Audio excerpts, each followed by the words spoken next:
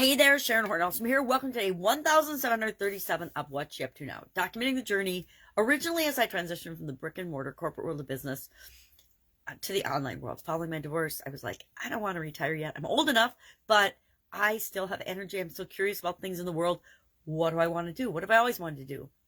And ever since the beginning of the internet, I remember staying up all night, even though my kids were sleeping and I had to work in the morning, staying up all night playing on the internet and exploring because I was so fascinated by it. So I kind of kept that in the back burner for, almost a couple of decades, definitely a couple of decades. And just here and there, I would pop on and dabble. But for the most part, I didn't do anything online. I was fully ingrained in the offline world, running businesses and working in corporate America simultaneously throughout my entire corporate career. But in 2004, I said, okay, I'm done with corporate America. I think I got laid off when my company was sold, and I'm like, yeah, I don't need to do this anymore. I'm going to just work in my businesses and build businesses. So that's what I did with myself and with my ex-husband. So today, I now produce a couple of pieces of content every day. Number one, why do I show up every day? To hold myself accountable and to be consistent. Number two, to provide some value, some lessons learned, to share some things that I've learned so that you don't have to make all the same mistakes I did. You'll find plenty of mistakes to make. You don't need to do the same ones I've already done.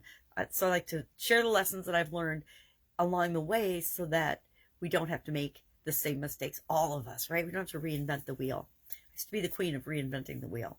So for my Supersize Your Business for Female Entrepreneurs group, we're talking about the idiom, keep one's options open. It's from about the 1630s, and it basically says, I'm going to wait. I'm going to refrain from making a decision about my future. I'm not going to commit to something because I want to keep my options open and I don't want to be limited to one possible solution in the future. What happens when we keep our options open? Everybody around us that's involved in something that they want to be involved in with us knows we're keeping our options open. And so they're not going to commit either. So you end up with a situation, especially in our businesses, where people are only tipping their toe in the water or trying. They might come to work for us, but they're only just going to give it a try. And as soon as it gets uncomfortable or they don't like something that someone says or something that happens, they're out of there, right? They're going to try something else. They're not committed. And we filter that out in the interview process if we are smart and wise and we don't bring those elements into our business, right? We don't choose to have relationships that we dabble in or just tip our toe in the water about, unless that's what we're looking for. If we just want to be casual and keep our options open, then we make sure everybody that we're doing that with knows that we're doing that, right? And then we have to let them keep their options open too, right? We can't expect different things and different behaviors from other people than we expect for ourselves if we're in a relationship, etc. Friendships, intimate relationships, business relationships, etc. If we're going to keep our options open, guess what? So are the other people that we're involved with. Now, from a business standpoint, I didn't really talk about this in Supersize Your Business. I, as a business owner, had one primary supplier for everything that we use. I'm talking about in a manufacturing business, because you have to have suppliers, right? People that get your raw materials and people that help you with distribution and sales, etc. So I would always deal with one primary source for that service or product. But, and this is a big but it's very important, we have to have contingency plans and backup plans, because what if something happens to one of your main suppliers? And I will give an example of this. In my Italian food manufacturing business, we did business with one vendor in Wisconsin that supplied a lot of our key ingredients.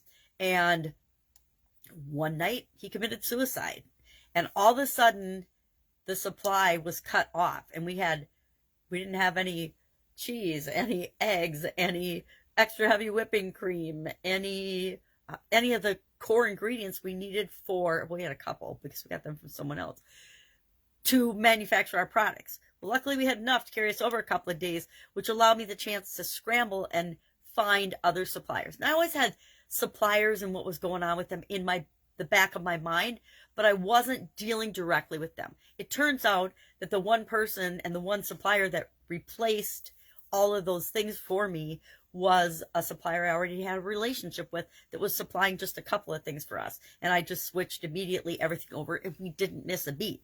So I was committed to the relationship, but something can still happen to dissolve the relationship. Think of the COVID pandemic. How many of us were prepared for that?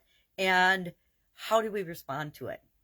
And it's up to us to discuss that and know for ourselves. If you have not sat down and said, what are the lessons, and I'm talking with respect to business lessons, but how about life lessons? What are the lessons I learned from the pandemic? What did I learn about myself? What did I learn about other people? How can I use that information going forward so if anything like this craziness ever happens again, I am better prepared? If you haven't done that, I suggest you sit down today and just start writing down a couple of things that you learned from the pandemic. I learned a ton about myself from the pandemic and what I do in situations where I feel like it's 100% out of my control versus what I want to do in situations where I feel like it's 100% outside of my control. Because I think for the vast majority of us, the way the pandemic was handled was like the weather, pretty much 100% outside of our control. We just had to figure out how we were going to respond to each of the different things that happened as they came down the pipe. So keeping our options open, I find this really an interesting idiom because I actually teach a tool that I call the 10-3-1 brainstorming tool for giving ourselves more options. Because what I found in myself as well as in other people, we tend to believe and lock ourselves into based on our beliefs and past experiences that we only have a couple of options. It's either this or that. It's this or maybe a third option if we're really being open-minded. So as part of the annual challenge, I always push people. We're going through the SOAP framework right now. And we're on the O, and the O in SOAP framework stands for options. Yesterday we talked about our story. What's our current story? What's our desired story? Because that creates the gap between what we want and where we are right now. And we use the rest of the SOAP framework, the O, the A, and the P, to fill that gap. Well, we can't fill the gap until we start brainstorming or coming up with ideas of what we could possibly do to start filling that gap. And not the whole gap, but what's the next step? What's the next logical step? What's the next possible step we could take? And so really we're brainstorming 10 possible next steps, right? 10 possible ways of getting us moving toward filling that gap. And over time, we will fill that gap. I guarantee that if you decide that you want to go from here to here, you'll absolutely get there. If you want to go from here to here, I can't see my hand, you'll absolutely get there. But it's one step at a time. And once in a while, we have to make little quantum leaps. But for the most part, focus on what are 10 possible next steps. Why 10? Because we don't get into that black and white thinking, that this or that thinking. And we know that there's more choices and more possible things because there's always, really the problem is usually there's too many options, too many things we could do. And we want to narrow that down. And we'll narrow that down tomorrow when we talk about the A, which we analyze and take action. But today I haven't done it yet, but we're going to brainstorm 10 different options and we're going to circle 3. And then tomorrow we're going to analyze those 3. And I'm working on implementation of a new software program in my businesses. And one of the first things I've had to do is simplify and say, okay, what are the things I have to do first, second, third, and minimize the chaos of implementing this new software. And it's a big project, right? Big projects need to be broken down into little bite-sized pieces. And sometimes we need to ask for help. So I will write down my next steps options today as part of our annual challenge action item homework because I do it right along with you. I don't want to say, oh, you should do this, and then I don't do it. Have I written down my lessons learned from the pandemic? You bet I have. I've actually shared them on video on several occasions. And guess what? Every day I think of something else that I've learned from that particular experience, as we always should be looking for ways to improve and have realizations and aha moments of, oh, that's how this all fit together. All right. That's all I've got today. If I can help you anyway, ask. Otherwise, I will be with you tomorrow. And have an absolutely fabulous day. Bye.